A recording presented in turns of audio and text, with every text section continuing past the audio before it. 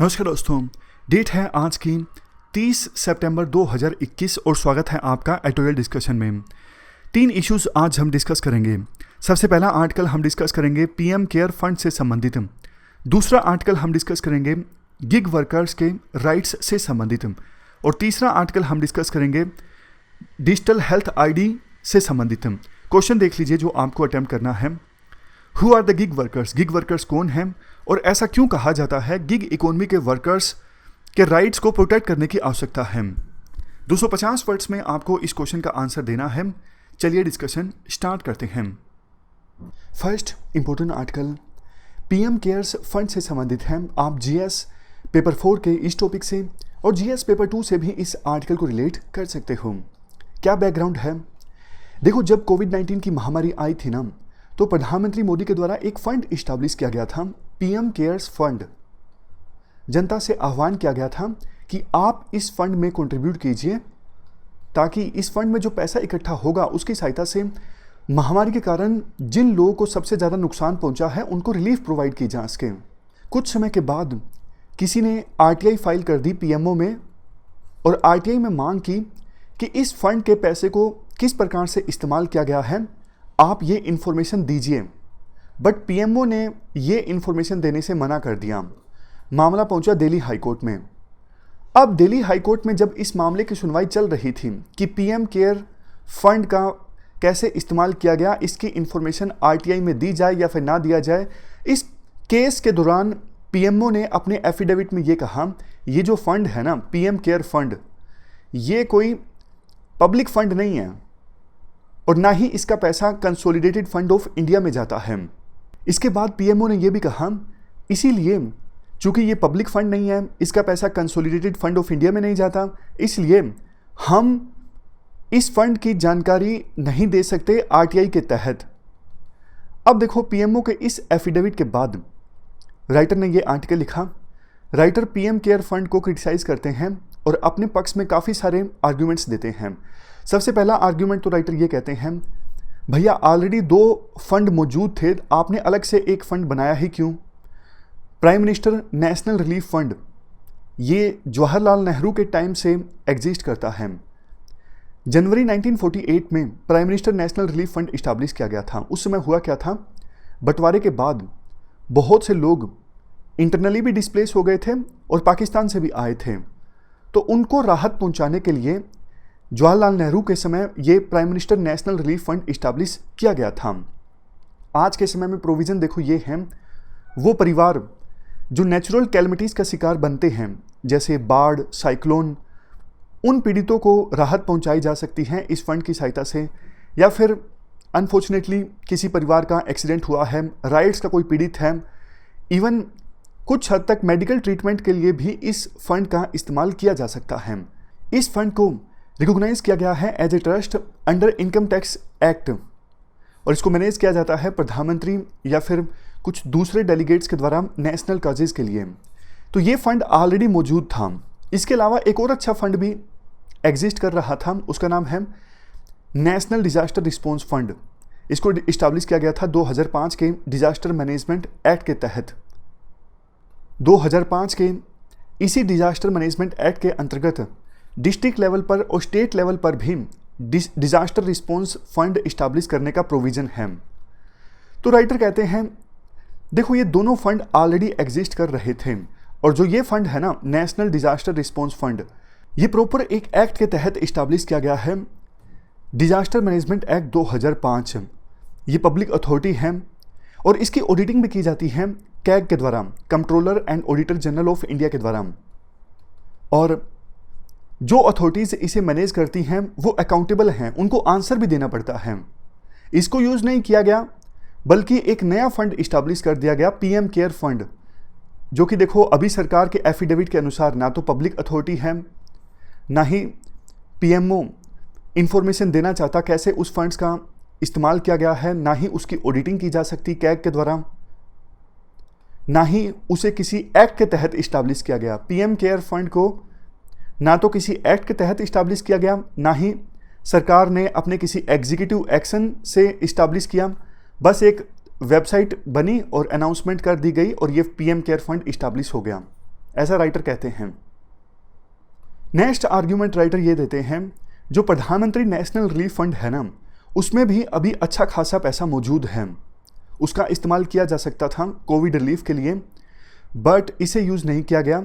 जो ये प्रधानमंत्री नेशनल रिलीफ फंड है, जो नेहरू के टाइम से ही एग्जिस्ट करता है, इसमें प्रेसिडेंट ऑफ इंडिया और लीडर ऑफ अपोजिशन ये भी ट्रस्टी हैं। बट जो पीएम केयर फंड है ना, जो नया बना है, उसमें देखो प्रधानमंत्री मोदी ट्रस्टी हैं, इसके अलावा 3 cabinet ministers, home minister, defence minister और फाइनेंस मिनिस्टर, ये तीनों ट्रस्टीज हैं। समझ गए? डिफरेंस ये है, प्रधानमंत्री नेशनल रिलीफ फंड में प्रेसिडेंट और लीडर ऑफ अपोजिशन ये भी ट्रस्टी हैं, लेकिन पीएम केयर फंड जो नया फंड है, इसमें प्रधानमंत्री और 3 कैबिनेट मिनिस्टर्स सिर्फ ये ट्रस्टी हैं। इसके बाद नेक्स्ट आर्ग्यूमेंट राइटर ये देते हैं, अगर देखो PM care fund public authority नहीं है, तो फिर इस फंड की वेबसाइट पर ये जो नेशनल एम्बलम का इस्तेमाल है ये क्यों हुआ है, सत्यमेव जयते क्यों लिख के रखा है, और इस पीएम केयर फंड की जो वेबसाइट है वो भी तो pmcares.gov.in है ना, तो सरकार की वेबसाइट होती है gov.in। पीएमओ ने जो एफिडेविट फाइल किया उसमें देखो ये भी कहा गया, पीएम केयर फंड को जो ट्रस्ट मैनेज करता है ना, उसी का कंट्रोल है इस फंड पर, अदरवाइज इस फंड के कंट्रोल करने में ना तो किसी स्टेट गवर्नमेंट का रोल है, ना ही सेंट्रल गवर्नमेंट का रोल है। तो इस क्लेम के जवाब में राइटर बोलते हैं, प्रधानमंत्री मोदी चेयरमैन हैं, एक्स ऑफिशियो चेयरमैन है इस ट्रस्ट के, और 3 cabinet ministers, defence minister, home minister और फाइनेंस मिनिस्टर, ये भी एक्स ऑफिशियो मेंबर्स हैं इस ट्रस्ट में। और गवर्नमेंट की जो एडवर्टाइजमेंट है पीएम केयर फंड के लिए, वो भी यही कहती हैं कि इस फंड में कंट्रीब्यूट कीजिए ताकि सरकार कोरोना वायरस के अगेंस्ट लड़ाई लड़ सके। तो फिर देखो सरकार के नाम पे पैसा क्यों मांगा जा रहा है? एक पीएम केयर फंड की जो एडवर्टाइजमेंट है उसमें क्लेम किया गया है माई गवर्नमेंट, यानी मेरी सरकार। तो घूम फिर के बाद देखो यही आ जाती है, राइटर के अनुसार पीएम केयर फंड को जो ट्रस्ट मैनेज करता है ना, उस ट्रस्ट के चेयरमैन प्रधानमंत्री मोदी हैं, 3 कैबिनेट मिनिस्टर्स दूसरे ट्रस्टीज हैं, और पीएमओ इस फंड की एक्टिविटीज़ को मैनेज करता है। तो फिर कैसे ये फंड पब्लिक अथॉरिटी नहीं है?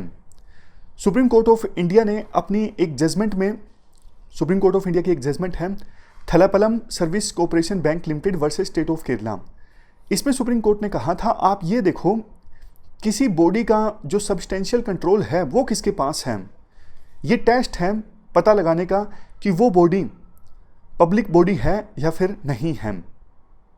तो इस जजमेंट के अनुसार पीएम केयर फंड को एक पब्लिक बॉडी होना चाहिए। लास्ट आर्ग्यूमेंट राइटर ये देते हैं, पीएम केयर फंड के लिए देखो स्पेशल एक ऑर्डिनेंस सरकार लेकर आई थी इनकम टैक्स एक्ट 1961 को अमेंड करने के लिए, ताकि पीएम केयर फंड में जो भी डोनेशन प्राप्त होता है उस पर 80G के तहत 100% एग्जम्पशन मिलेगा, और जो भी कंपनी डोनेट करती है इस फंड के तहत वो पैसा CSR यानी कॉर्पोरेट सोशल रिस्पॉन्सिबिलिटी एक्सपेंडिचर के तहत काउंट होगा। इवन इस फंड के लिए फॉरेन कंट्रीब्यूशन रेगुलेशन एक्ट में भी एग्जम्पशन दी गई, एक नया सा अकाउंट भी ओपन किया गया फॉरेन डोनेशन प्राप्त करने के लिए। तो जब देखो इतना कुछ सरकार ने किया, पब्लिक अथॉरिटी के लिए किया ना, लेकिन अब सरकार कहती है ये जो फंड है पीएम केयर फंड ये पब्लिक अथॉरिटी नहीं है, इसलिए हम आरटीआई के तहत इंफॉर्मेशन नहीं दे सकते कि कहाँ कहाँ इस फंड का पैसा इस्तेमाल हुआ है। राइटर कहते हैं चलो आरटीआई के तहत ना दो, वैसे तो आपको आरटीआई के तहत इंफॉर्मेशन देनी चाहिए। इवन जो इंडियन ट्रस्ट एक्ट है ना, ट्रस्ट तो है ना, ये इतना तो सरकार मानती है, मतलब इतना तो पीएमओ मानता है, ये जो पीएम केयर फंड है वो एक ट्रस्ट है। ट्रस्ट के चेयरमैन प्रधानमंत्री मोदी हैं और 3 दूसरे कैबिनेट मिनिस्टर्स दूसरे ट्रस्टीज हैं। तो इंडियन ट्रस्ट एक्ट का सेक्शन 19 कहता है कि जो ट्रस्टीज हैं वो जितना पैसा इस अकाउंट में आया, कैसे इस्तेमाल किया गया, उसकी सारी जो इंफॉर्मेशन है वो बेनिफिशरीज के सामने प्रेजेंट करेंगे। लेकिन ऐसा नहीं किया गया है।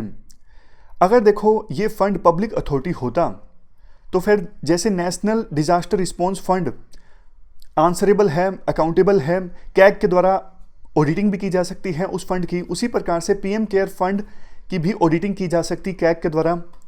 जवाब देना पड़ता पीएमओ को, लेकिन पीएमओ जवाब देने से बच रहा है ये कह के कि ये फंड जो है वो पब्लिक अथॉरिटी नहीं है। चलते हैं आगे। इसके बाद नेक्स्ट जो आर्टिकल है वो गिग वर्कर्स के राइट से संबंधित है। आप जीएस पेपर 3 के इस टॉपिक से आर्टिकल को रिलेट कर सकते हो। क्या कंटेक्स्ट है? कंटेक्स्ट ये है, सितंबर 20, 2021 को Indian federation of app based transport workers ने एक पिटीशन फाइल की सुप्रीम कोर्ट में। ये पब्लिक इंटरेस्ट लिटिगेशन थी और गिग वर्कर्स जो ये जोमेटो, स्विगी, उबर, ओला के जो वर्कर्स हैं ना, इनके लिए ये पिटीशन फाइल की गई। पिटीशन में मांग ये की गई कि इन वर्कर्स को unorganised workers social security act 2008 के तहत अनऑर्गेनाइज्ड वर्कर माना जाए। अगर देखो ऐसा होता है तो फिर जो ये जोमेटो, स्विगी वाले हैं ना, उनको इन वर्कर्स को सोशल सिक्योरिटी बेनिफिट्स देने होंगे। सोशल सिक्योरिटी बेनिफिट्स जैसे देखो इंश्योरेंस है, हेल्थ बेनिफिट है, प्रोविडेंट फंड है, ये एग्जांपल्स हैं सोशल सिक्योरिटी बेनिफिट्स के। अभी ये जोमेटो, स्विगी, उबर, ओला वाले वर्कर्स क्या करते हैं, जब ज्वाइनिंग देते हैं ना इन वर्कर्स को, तो एक डॉक्यूमेंट पर साइन करवाते हैं, उसके अनुसार आप हमारे वर्कर नहीं हो, आप हमारे पार्टनर हो। तो अगर ये वर्कर पार्टनर हैं तो फिर इन प्लेटफॉर्म्स को किसी प्रकार के सोशल सिक्योरिटी बेनिफिट्स को देने की आवश्यकता नहीं होती। ये कंटेक्स्ट है। अब चाइना का एग्जाम्पल दिया जाता है।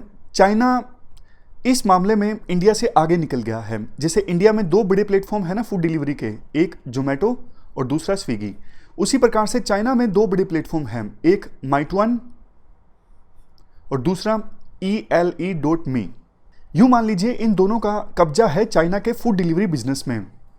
ये भी जोमेटो और स्विगी की तरह जब भी गिग वर्कर्स को जॉब देते थे ना, उनसे एग्रीमेंट साइन करवा लेते थे कि आपका अलग से इंडिपेंडेंट बिजनेस है, आप हमारे पार्टनर हो, वर्कर नहीं हो।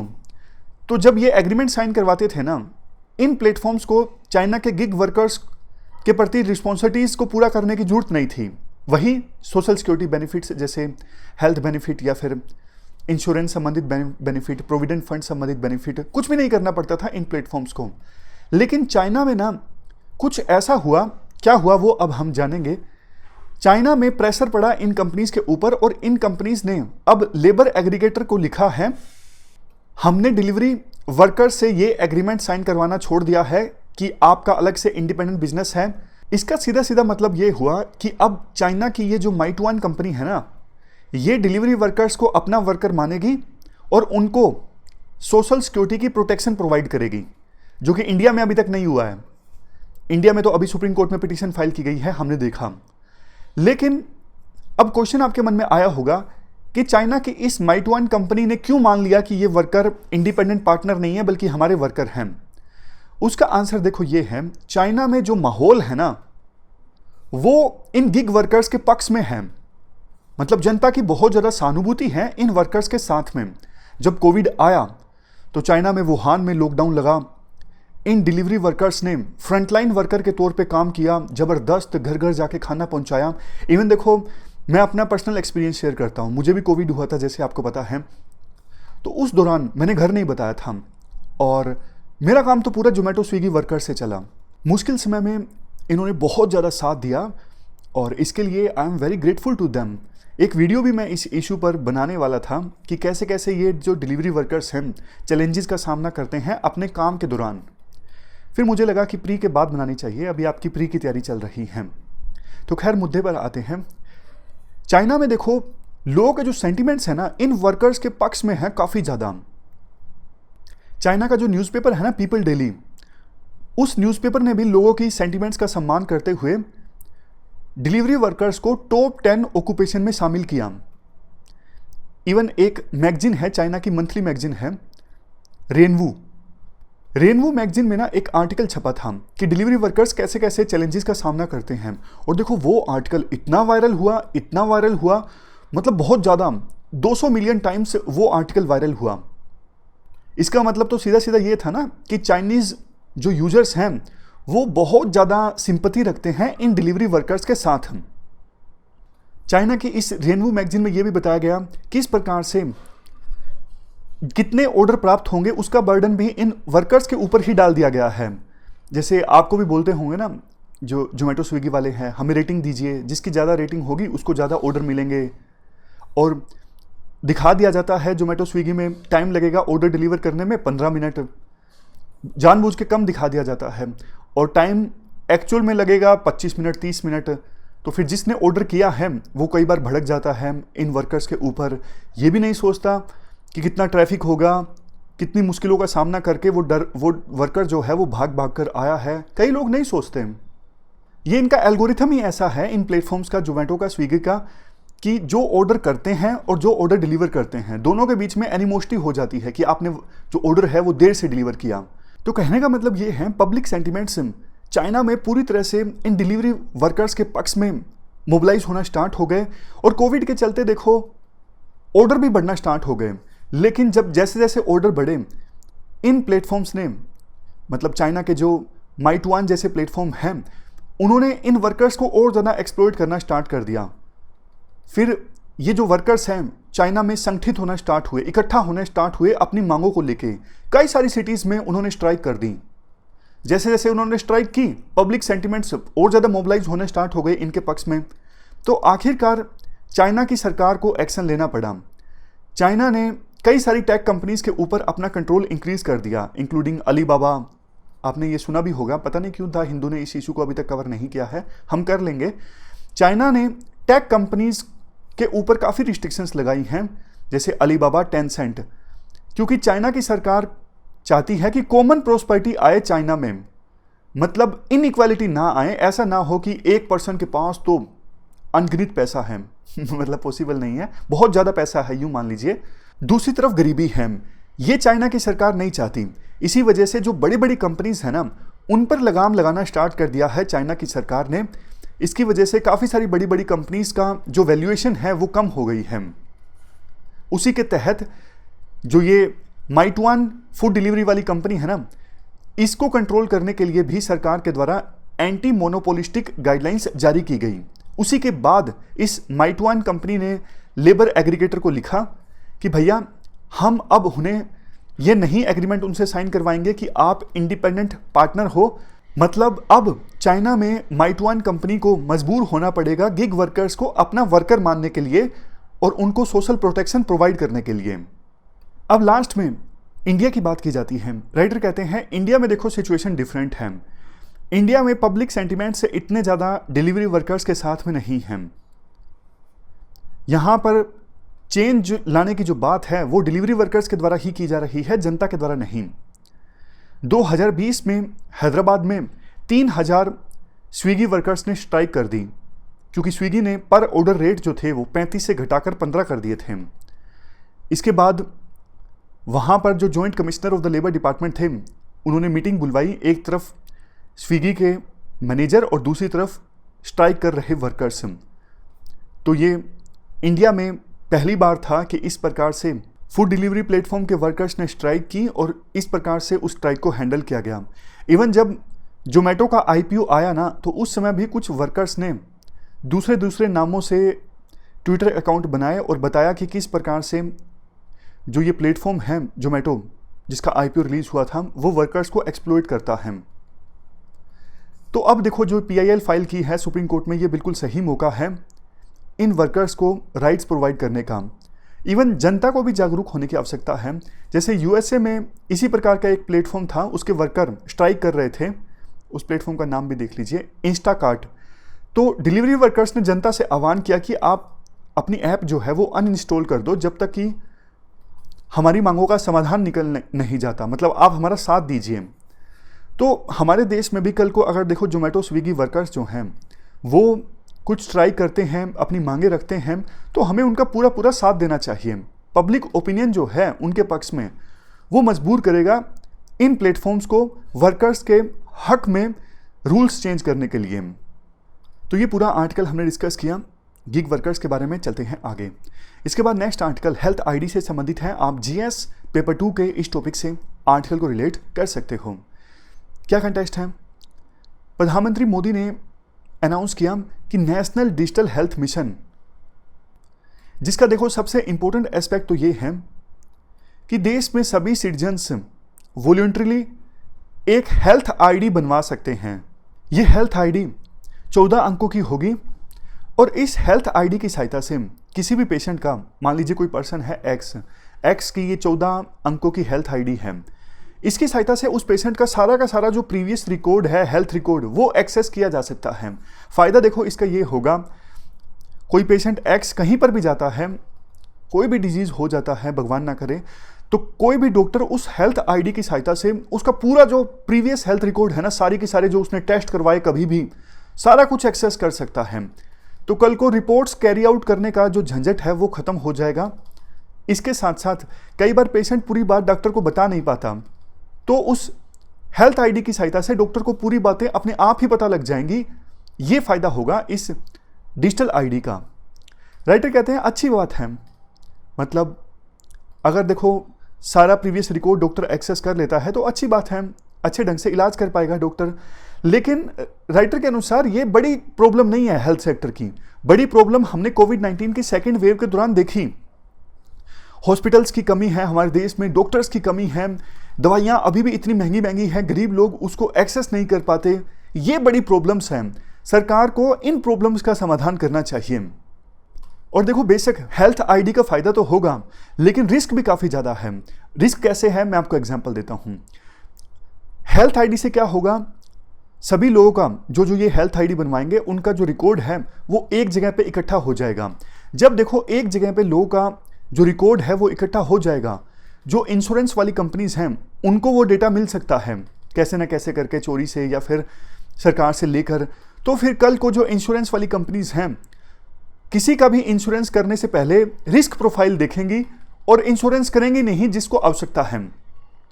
दूसरा देखो ये भी हो सकता है कि कोई चैन है हॉस्पिटल वाली, वो नया हॉस्पिटल बनाना चाहती है, तो वो देखेगी इस डेटा की सहायता से ज़्यादा डिजीज़ वाले लोग कहाँ रहते हैं।